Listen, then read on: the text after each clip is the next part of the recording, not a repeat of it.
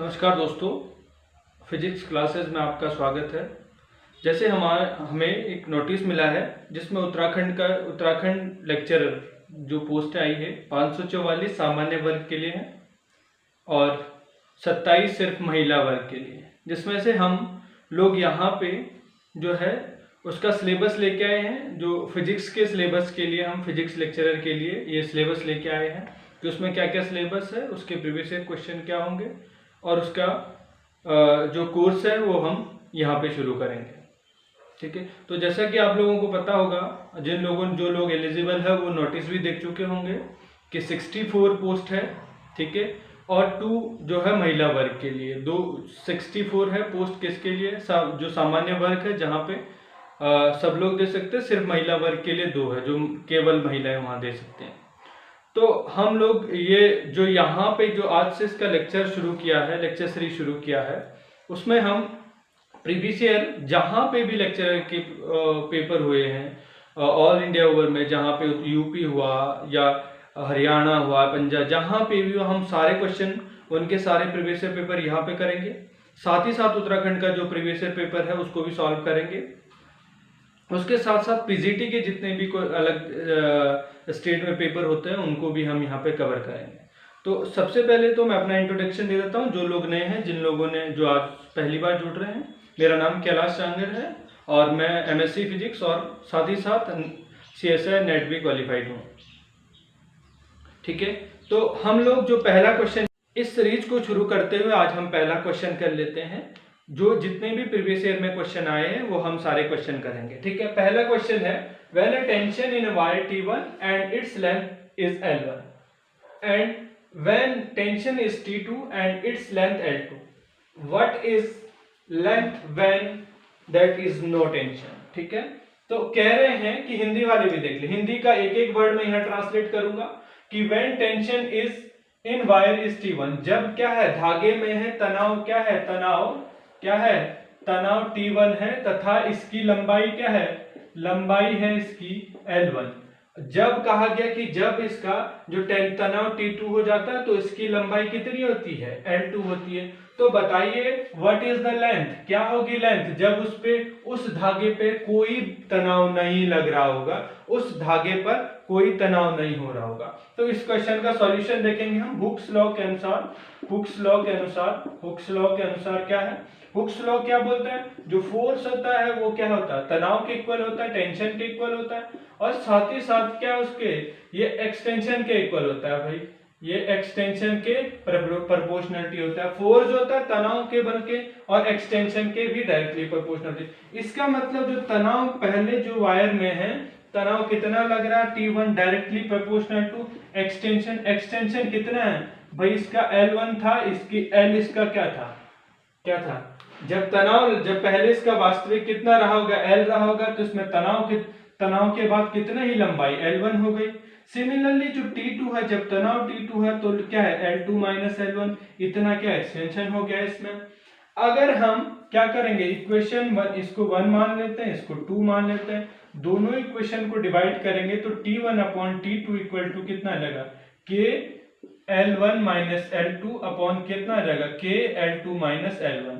K से K cut गया, इसका मल्टीप्लिकेशन हम इसके साथ कर देंगे, तो इसके साथ जैसे मल्टीप्लिकेशन आ जाएगा तो T1 L2 minus T1 L equal to कितना हो जाएगा, T2 L1 minus T2 L। T1 और T2 वाले एक साथ लाइए, T1 माइनस L2 इधर लेके आएंगे T2 माइनस L1, इसको उधर लेके जाएंगे तो क्या हो जाएगा T1 माइनस T2। ठीक है, T1 माइनस T2 यहां से रख दिए इसको, T1 माइनस T2। ठीक है, और बाहर L क्या है, दोनों में से ये एक साइड ले गए, ये दोनों देखो ये इधर लेके जाएंगे तो प्लस का हो जाएगा और ये क्या हो जाएगा, ये तो माइनस का, तो T1 minus T2, L common ले लेंगे तो जो इसकी लेंथ आ जाएगी यहां से L इक्वल टू कितना आ जाएगा, ये आ जाएगा कितना, ये आ जाएगा T1 L2 minus T2 L1 upon कितना हो जाएगा T1 माइनस T2। ठीक है, और अपॉन, ठीक है, तो इतना ये ऑप्शन कहा गया कि जब इतनी क्या है, जब टेंशन इतना था, इसको और सिंप्लीफाई किया जा सकता है। ठीक है, आप एक को कॉमन लेके यहां से क्या कर सकते हो, तो ये जब जब इतनी इतनी लंबाई होगी जब उस पर कोई टेंशन नहीं होगा। तो पहला जो एक्सप्रेशन था उसका ये आंसर हो गया है। ठीक है,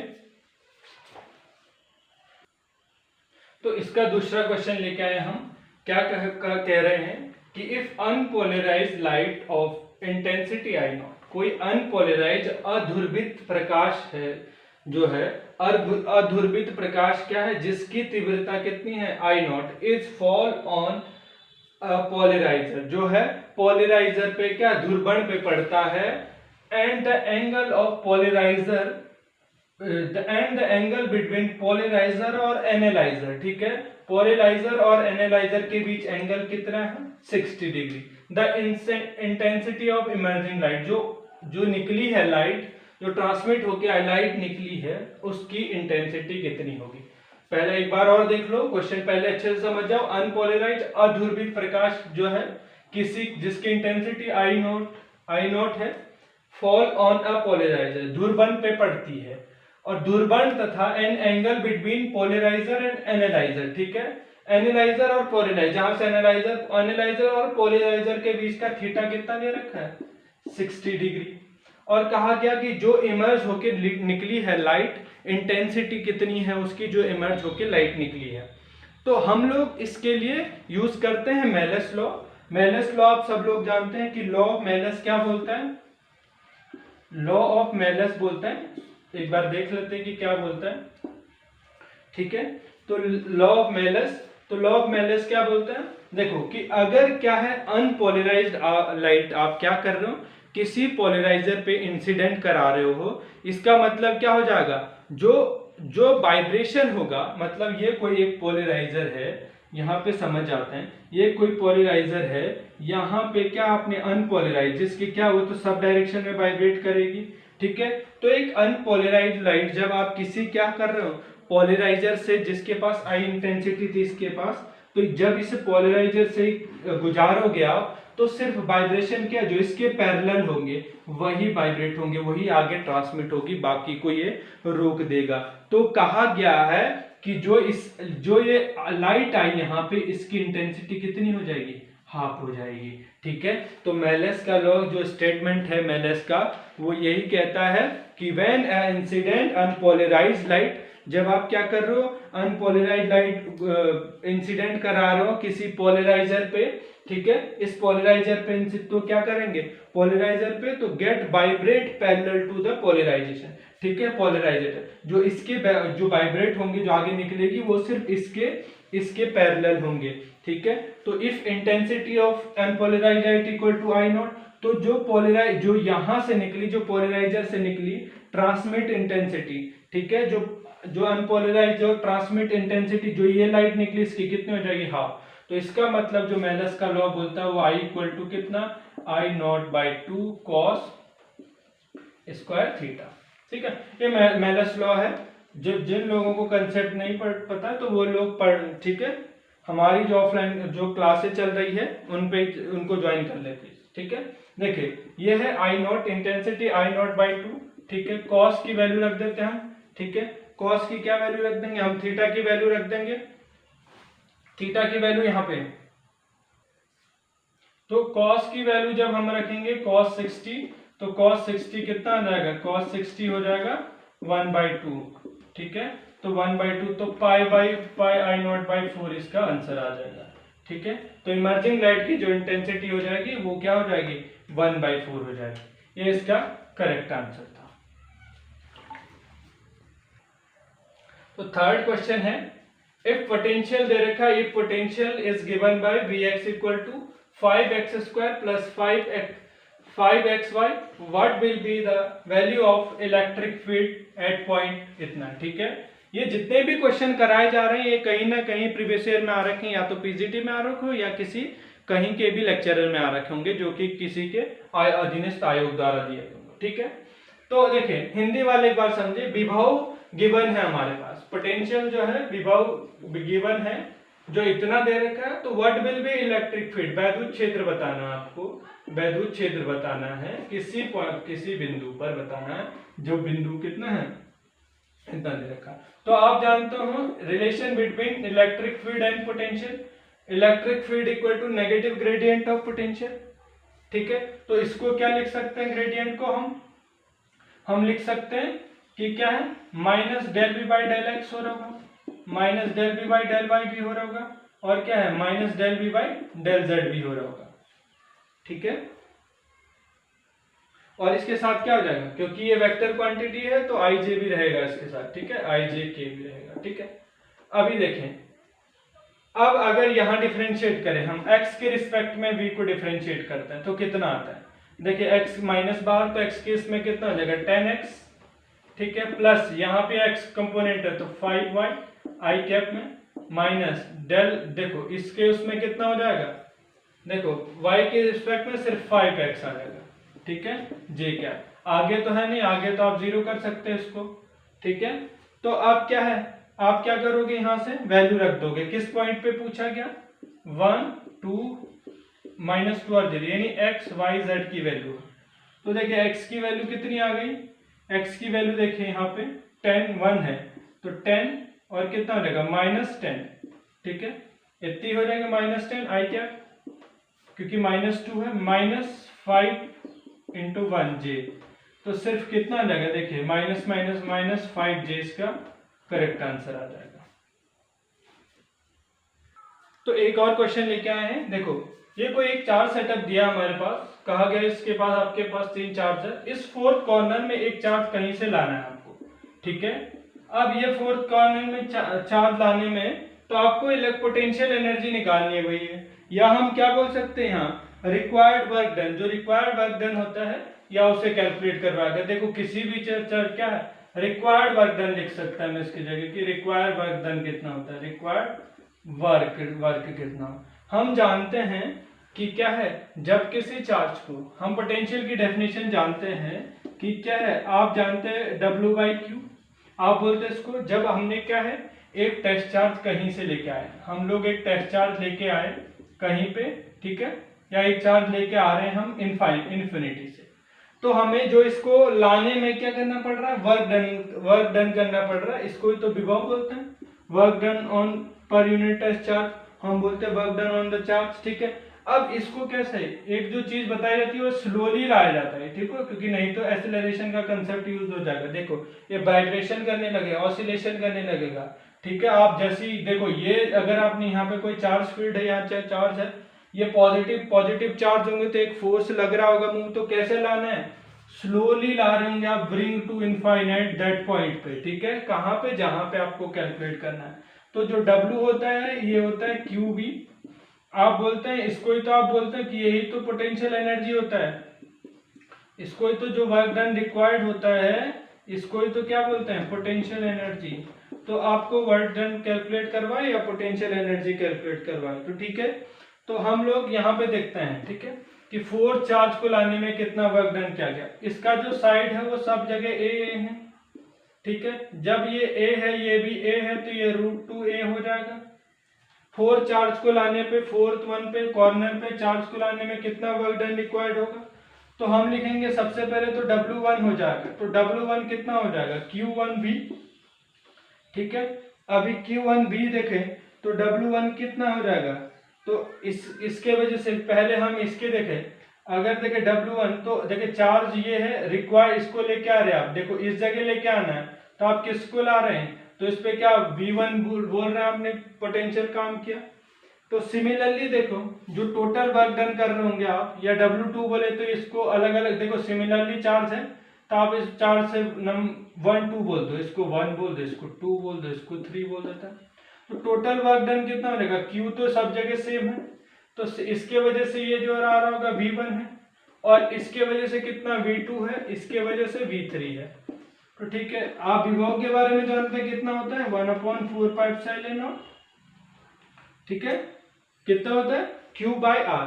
ठीक है, R कितना है, इसके वजह से इसके बीच डिस्टेंस a, और ये कितना है देखो 1/4πε0 Q/, ये देखो ये R, अब इसके बीच का डिस्टेंस कितना है √2a। हम जानते हैं पोटेंशियल कितना होता है 1/4πε0 Q/R।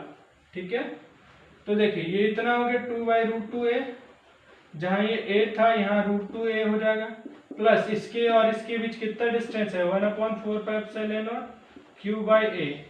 तो यहाँ से आप क्या कर रहे हो 1/4πε क्या है q की एक qa हो गया, एक qa हो जाएगा, या तो आप इसको q² लिखिए जगह से, a² भी कॉमन लीजिए, तो अंदर क्या बचेगा एक 1 यहाँ बचेगा, यहाँ 1 + 1/√2। तो इतना आपका आंसर आ जाएगा। ठीक है, तो ये जो रिक्वायर्ड वर्क डन है ये किसके इक्वल हो जाता है, पोटेंशियल एनर्जी के इक्वल हो जाता है। ठीक है, तो इतना देखो क्या है, 3 चार्जेस दे रखे हैं, एक चार्जेस को लाने में कितना वर्क डन रिक्वायर्ड होगा, या आपको क्या बोलेंगे जो ये गिवन सिस्टम है, आपको यहाँ पे कोई चार्ज लाना है। अब ये है अगर अब आप बोले आपको ऐसा बोल दिया जाए या इंटरेक्शन एनर्जी बताइए, तो ठीक है इंटरेक्शन एनर्जी मतलब हम बोल दें कि पोटेंशियल एनर्जी कैलकुलेट करवा रहे हैं। ठीक है, पोटेंशियल मतलब आप वर्क डन से इसको निकाल सकते हैं। उत्तराखंड एलटी जो लेक्चरर का लास्ट ईयर का पेपर है उसे सॉल्व करते हैं। तो उनमें से एक क्वेश्चन है, बहुत इजी क्वेश्चन पेपर बना था, इलेक्ट्रोमैग्नेटिक वेव इन वैक्यूम। ठीक है, तो उसका जो इलेक्ट्रिक मैग्नेटिक वेव बोला गया था, इलेक्ट्रोमैग्नेटिक वेव है इन वैक्यूम में। तो देखिए 1/ ऑप्शन दे रखे थे 1/ε² प्लस, देखिए क्या है जो इलेक्ट्रोमैग्नेटिक वेव है, इलेक्ट्रोमैग्नेटिक वेव है ईएम वेव। अगर वेव की बात करें ईएम वेव है, आप बोलते हो कॉम्बिनेशन ऑफ इलेक्ट्रोस्टेट यानी इलेक्ट्रिक एसोसिएटेड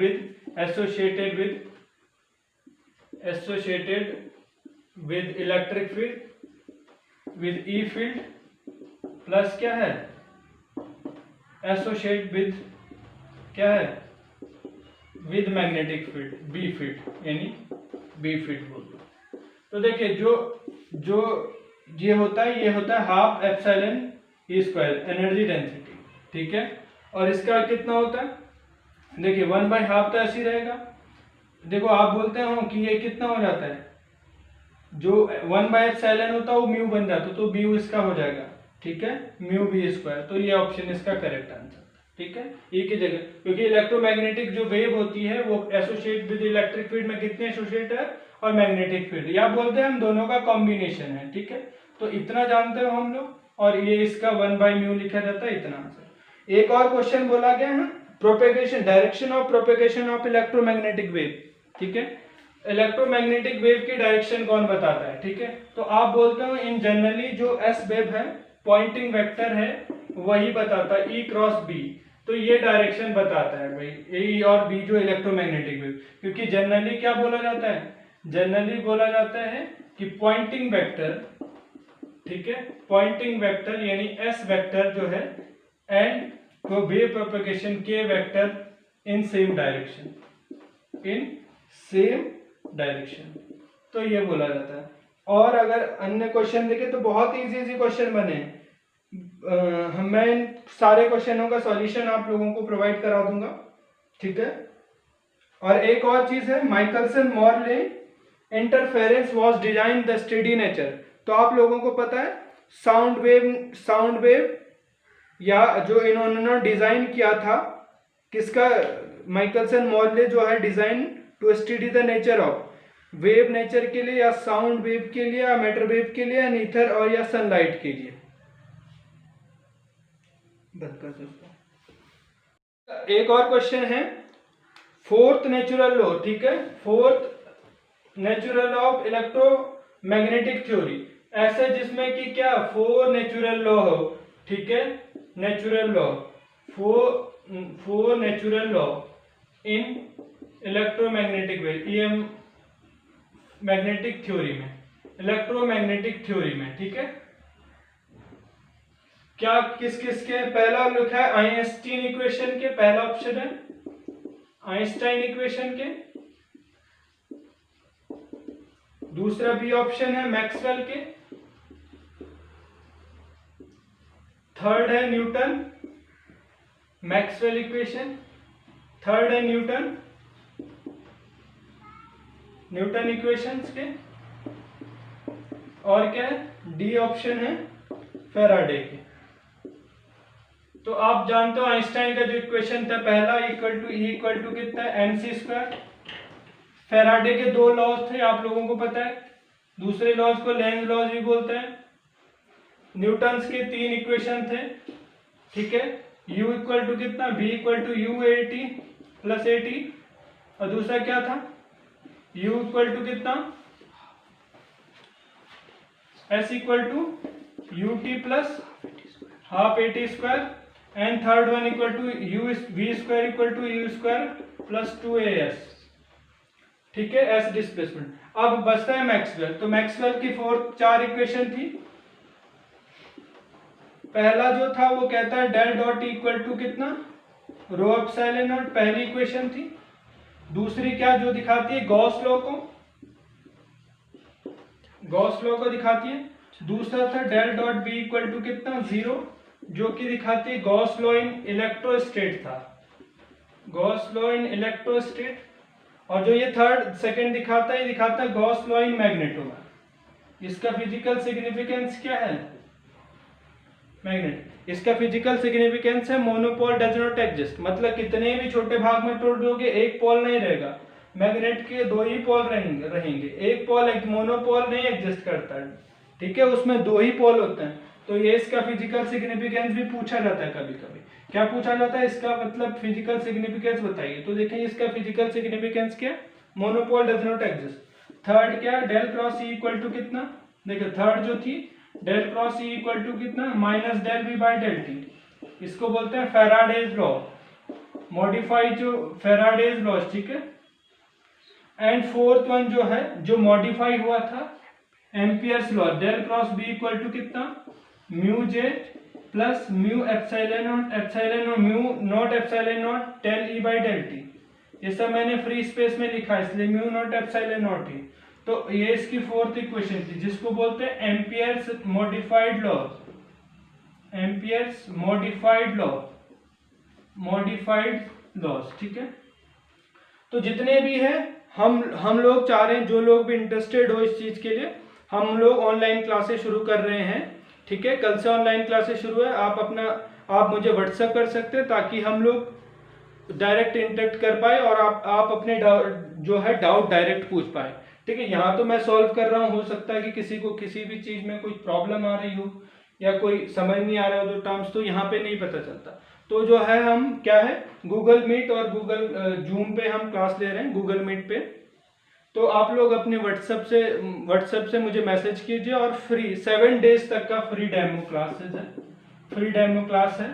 तो आप 7 डेज तक फ्री में पढ़ सकते हैं। अगर आप सेटिस्फाइड नहीं हो सकते तो इसका कोई भी चार्ज नहीं है, ठीक है। तो हम लोग एक टॉपिक स्टार्ट, जो आपका सिलेबस है, हम लोग उसको भी डिस्कस करेंगे।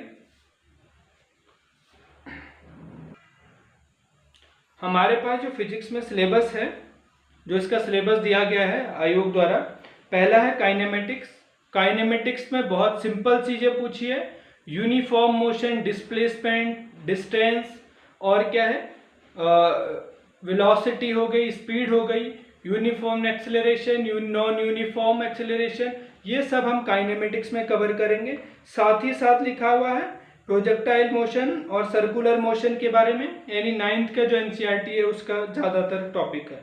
और जो लॉ जो है, सेकेंड यूनिट है लॉज ऑफ मोशन, न्यूटन के जितने भी लॉज है, सेंट्रीपिटल फोर्स या सेंट्रीफ्यूगल, सब इसमें हम क्या सब पढ़ेंगे। हम इलेक्ट्रोस्टेट में पढ़ा है, इलेक्ट्रोस्टेट के साथ साथ इलेक्ट्रिक कंडक्शन है, मैग्नेटिक इफेक्ट एंड करंट है, मैग्नेटो का है, इलेक्ट्रोडायनेमिक्स के पार्ट है आपके पास, वर्क एनर्जी पावर थ्योरम है, electromagnetic induction and alternate current भी है।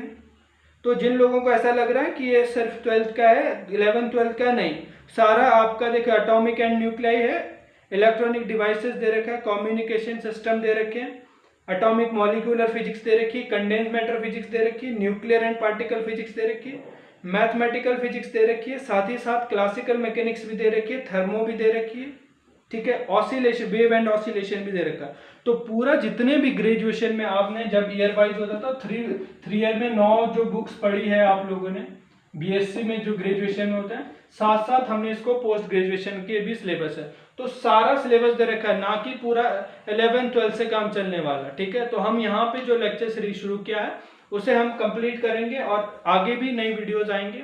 ठीक है। तो जो लोग सीधा जुड़ना चाहेंगे, जो डायरेक्ट क्लास में बैठना चाह रहे हैं, और जहां पे भी डाउट हो तो आप पूछ सकते हैं। हम लोग कल से काइनेमेटिक्स जो स्टार्ट है उसको स्टार्ट कर रहे हैं, तो आप लोग मुझे एक बार मैसेज कर सकते हैं। मेरा व्हाट्सएप नंबर आपको कमेंट बॉक्स में दिख जाएगा या मैं डिस्क्रिप्शन बॉक्स में दे दूंगा। Thank you class.